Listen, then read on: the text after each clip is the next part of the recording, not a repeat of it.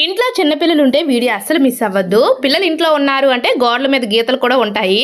ఇంట్లో గోడల పైన పెన్ తోటి, పెన్సిల్ తోటి, అలాగే మార్కర్ల తోటి, స్కెచ్ల తోటి గీతలు గీస్తూనే ఉంటారు. ఇవి మనం అందరం ఫేస్ చేసే ప్రాబ్లం. మెయిన్ రెంటెడ్ హౌస్ లో ఉన్న వాళ్ళైతే ఇంకా ప్రాబ్లం. ఎందుకంటే ఇంకా ఓనర్ చూసారనుకోండి అసలు ఊరుకోరు కదా. అలాంటప్పుడు ఇలా ట్రై చేయండి. మనకి పెన్సిల్ గీతలైనా, పెన్ గీతలైనా చాలా ఈజీగా వీడియోలో చూస్తున్నారు కదా ఎంత సింపుల్ గా రిమూవ్ అయిపోతున్నాయో.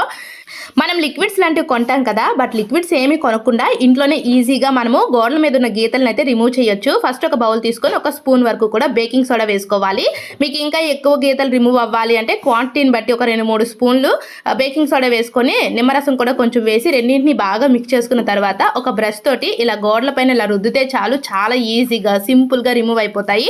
పెన్ గీతలైనా, పెన్సిల్ గీతలైనా ఇట్టే మాయమైపోతాయి. సో తప్పకుండా ట్రై చేయండి.